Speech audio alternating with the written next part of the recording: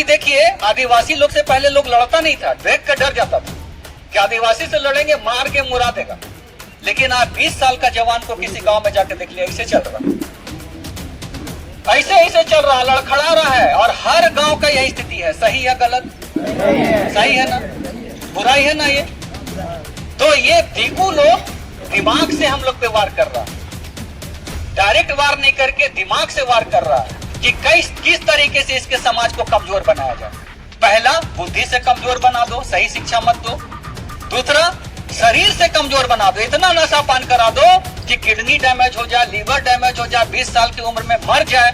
ठीक है, अपना माँ बहन का रक्षा नहीं कर पाए वो, अपना जमीन का रक्षा नहीं कर पाए वो, ये हो रहा है। कल हम कोर्ट में थे, मेरा भी केस चल रहा है कुछ सामाजिक के चलते, और 2019 से 18 से ही केस चल रहा है। अभी तक हाजिरी बजाने जाना पड़ता है जमीन बचाने का, और ये सब के आंदोलन में होता है ना। वहां पे कुछ वकील लोग बात कर रहे थे, क्या बोल रहे हैं कि लोग जो है आदिवासी लोग विकास विरोधी है ना। ये लोग का आंख नहीं था जब डीपीआर बन रहा था?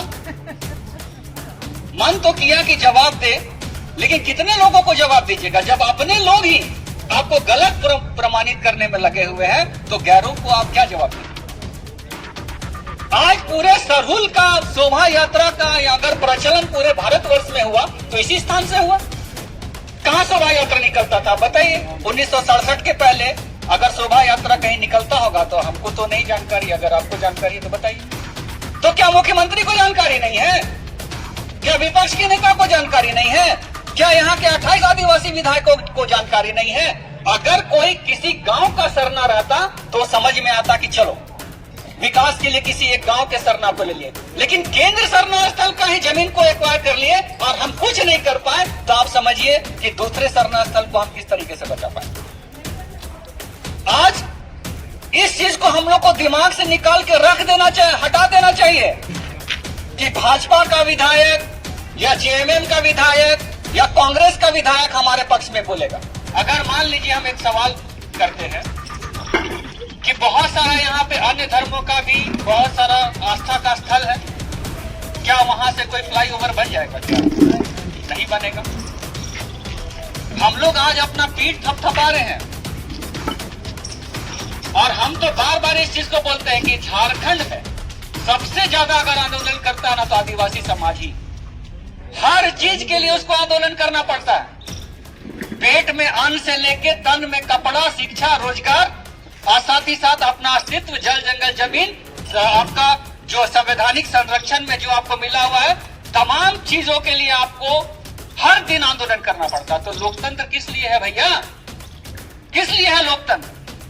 लोकतंत्र में क्या बोला जाता है? गलत को सही बोलो और सही को गलत बोलो? नहीं बोला जाता।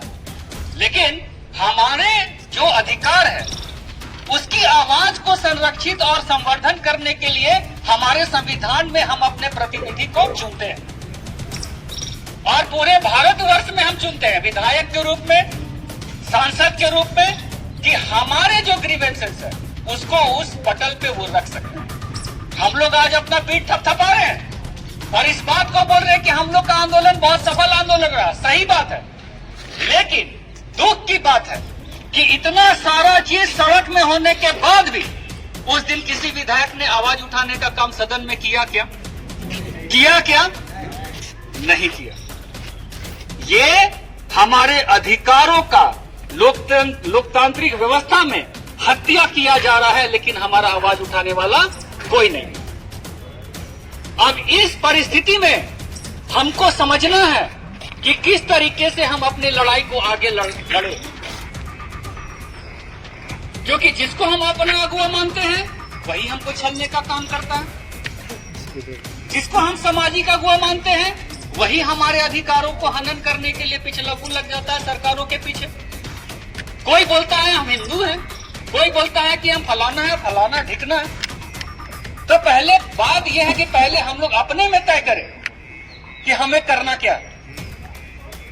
अभी हमारी बहन बोल रही थी कि सरहुल जो है तमाड़ के क्षेत्र में या सिल्ली के क्षेत्र में उस तरीके से व्यापक तौर पे नहीं दिखता है जिस तरीके से रांची में दिखता है, और जिस तरीके से सरकारों की मंशा चल रही है कल रांची में भी नहीं दिखेगा। और रांची का सरहुल बंद मतलब पूरे भारतवर्ष का सरोल खत्म। तो हमको तो कहीं न लगता है कि हमारे धर्म, आस्था और हमारा जो संस्कृति है उसको पूरे तरीके से नष्ट करने का एक षड्यंत्र चल रहा है। हम बार बार इस चीज को बोलते हैं कि आज हम तमाम पार्टियों के विधायकों को बोलते हैं कि ये हमारे विधायक हैं, ये फलाना है, ये हमारे मुख्यमंत्री हैं, ये हमारे विपक्ष के नेता हैं, ये फलाना मेरा भाई है, ये फलाना मेरा चाचा है, सब सही है। लेकिन आज अगर आदिवासी के नाम पर कोई विधायक बन रहा है, मंत्री बन रहा है, तो ये बात सच है कि उसको आर्टिकल जो है 330, 332 के तहत आरक्षण का लाभ मिला हुआ है, इसीलिए वो विधायक बन रहा है, इसीलिए वो सांसद बन रहा है। लेकिन जिस दिन वो जो अधिकार है खत्म हो जाएगा तो ना विधायक बनेगा, ना सांसद बन पाएगा, ना मुख्यमंत्री बनेगा, ना मंत्री बनेगा। तो ये चीज हम लोग को समझना है। और आज युवाओं के लिए तो बहुत बड़ा समस्या है, और इसलिए समस्या है कि हर चीज के लिए युवा को लड़ना पड़ेगा। अगर युवा इस बात को सोच रहा है कि बैठे बिठाए उसको मिल जाएगा, तो आप भूल जाइए, नहीं मिलेगा। क्योंकि मैं 2-3 चीज यहाँ पर बोलना चाहता हूँ। अब रोज लोग बोलते हैं कि ये मुद्दा राजनीतिक है। कौन मुद्दा राजनीतिक नहीं होता है जी? जो राज्य की नीति से जुड़ा हुआ मुद्दा है वो राजनीति है। आप विधायक बन के राजनीति करिए, प्रेशर ग्रुप बन के राजनीति करिए, सब तो राजनीति ही है। ये जो हमारे साथ राजनीति हुआ कि यहाँ पर रैंप को उतार दिया गया, तो हम ये चीज पूछना चाहते हैं कि यहाँ के जो मुख्यमंत्री अभी माननीय हेमंत सोरेन है, तो क्या उन्होंने डीपीआर को देखने का काम नहीं किया था? जो डिटेल प्रोजेक्ट रिपोर्ट बन रहा था, क्या उसको देखने का काम नहीं किया था? या फिर उनके अधिकारियों ने, जो ब्यूरोक्रेसी उनको असिस्ट करते हैं सही काम करने में, क्या उन्होंने उसको सही और गलत बताने के लिए काम नहीं किया था? अगर इस बात को झारखंड राज्य में आदिवासियों का जो संस्कृति है उसको यहाँ के पदाधिकारी, यहाँ का मुख्यमंत्री, यहाँ के विपक्ष के नेता अगर नहीं समझते हैं, तो आप समझिए कि दूसरे प्रदेशों में आदिवासियों की हालत क्या होती होगी।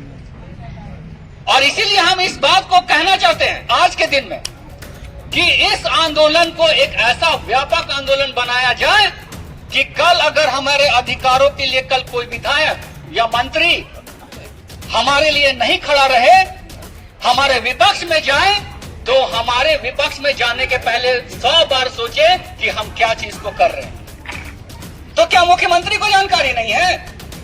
क्या विपक्ष के नेता को जानकारी नहीं है? क्या यहाँ के 28 आदिवासी विधायकों को जानकारी नहीं है? अगर कोई किसी गांव का सरना रहता तो समझ में आता कि चलो विकास के लिए किसी एक गांव के सरना को ले लिए, लेकिन केंद्र सरना स्थल का ही जमीन को एक्वायर कर लिए और हम कुछ नहीं कर पाए, तो आप समझिए कि दूसरे सरना स्थल को हम किस तरीके से बचा पाए। आज इस चीज को हम लोग को दिमाग से निकाल के रख देना चाहिए, हटा देना चाहिए कि भाजपा का विधायक या जेएमएम का विधायक या कांग्रेस का विधायक हमारे पक्ष में बोलेगा। वो इसलिए नहीं बोलेगा कि इस 500 करोड़ का विधानसभा में जो जमीन हम लोग के बाप दादा ने दिया, उसकी परिस्थिति को अगर आप जाके देखिएगा, हम तो बहुत करीबी से देखे, एचईसी में ही जन्म हुआ है मेरा। वहां पर देखिए, आज हम तमाम प्रावधानों का बात करते हैं, भूमि अधिग्रहण अधिनियम, तो फलाना अधिनियम, तो 5वीं अनुसूची का अधिनियम। आप एचईसी में जाकर देखिए, 99 साल के लीज में पूरे क्वार्टर को दे दिए का काम किया गया है कि नहीं किया गया? वहां पर बाहर के लोग आकर प्रतिष्ठान चलाकर लाखों रुपया कमा रहे हैं, और हमारी माँ बहनें दूसरे के घर में दिल्ली में जाके डोमेस्टिक वर्कर का काम कर रही है। अगर इस चीज का सेंटीमेंट हमको नहीं है, अगर हमको लगता है